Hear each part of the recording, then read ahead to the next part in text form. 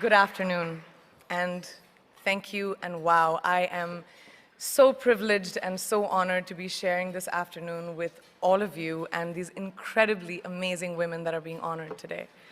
I'd like to extend my congratulations to each one of you, Octavia, Michelle, Kelly, Patty, and all 50 women that have been included in the Impact Report.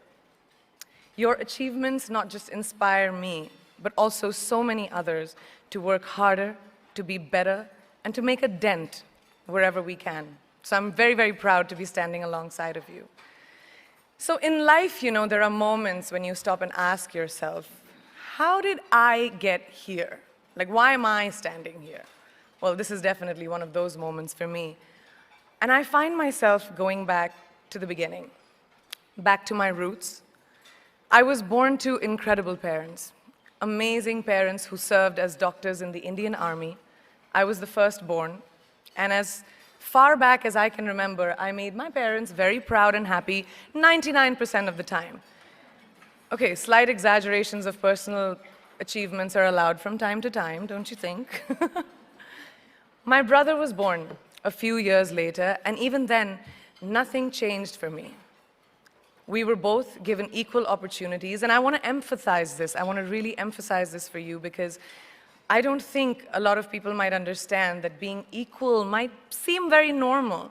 But where I come from, India, and a lot of developing countries around the world, more often than not, this is an exception. It's actually a privilege. My first experience of the glaring disparity between boys and girls came at a very, very young age. I grew up in a middle-class family with extremely philanthropic parents who constantly reminded me and my brother how lucky we were and how giving back to those who were less fortunate was not a choice. It was a way of life. Simple. I was 7 or 8 years old when my parents started taking me on these visits in a traveling clinic to developing communities around and villages around the city that we lived in called Bareilly. We were packed into this ambulance, and my parents would provide free medical care to people who couldn't afford it. My job at the age of 8 was assistant pharmacist. So I would count all the medicines, put them in an envelope, and give it out to patients, and I really took my job very seriously, very seriously.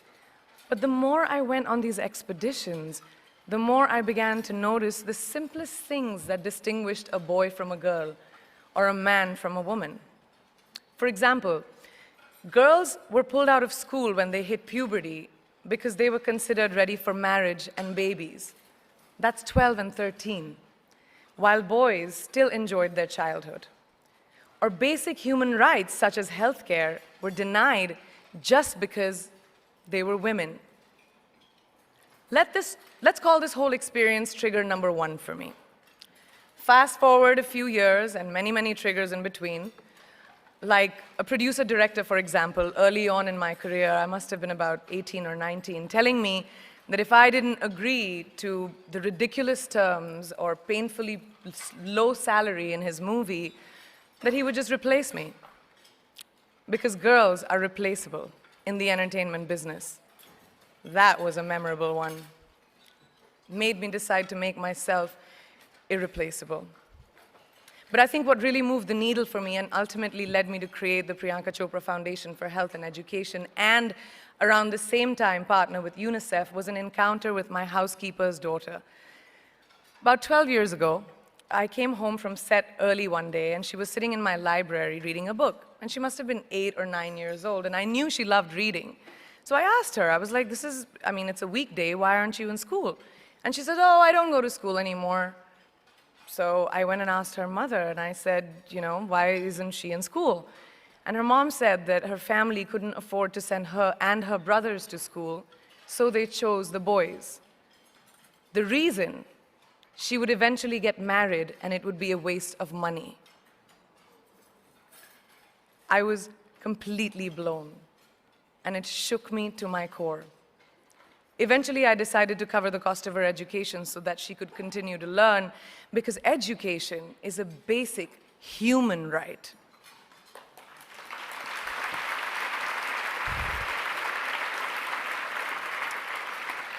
And a huge necessity, especially today.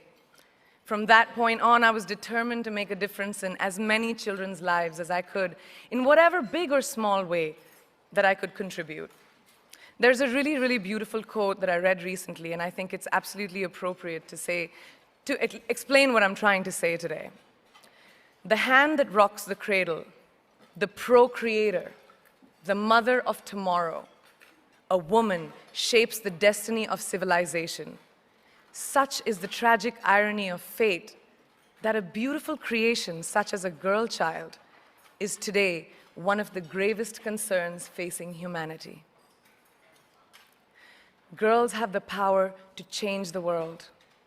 It is a fact, and yet today, girls are more likely than boys never to set foot in a classroom, despite of all the efforts and progress made over the last 2 decades. I'm just going to give you a stat, more than 15 million girls of primary school age will never learn how to read or write, compared to 10 million boys. Primary school, it's the beginning of our future. Over the last 11 years, I have witnessed firsthand the incredible work that UNICEF does for children around the world, especially victims and survivors of child marriage, displacement, war, sexual violence. But there is still so much work to do. And for me, that is the fuel to my fire. The reason I'm so committed to this cause, and that is where my passion stems from, because I know that a girl's education not just empowers families, but communities and economies. A result of her education, we all do better. It's just as simple as that. As entertainers and influencers sitting in this room, I feel that it's our social responsibility to be a voice for the voiceless, which is why I applaud each and every woman in this room for being such a badass.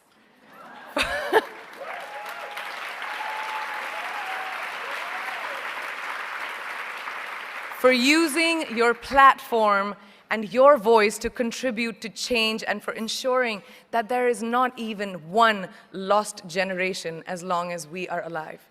I'd like to thank Variety and all of you for encouraging me and all of us in this room to keep going and fighting on. Thank you so much.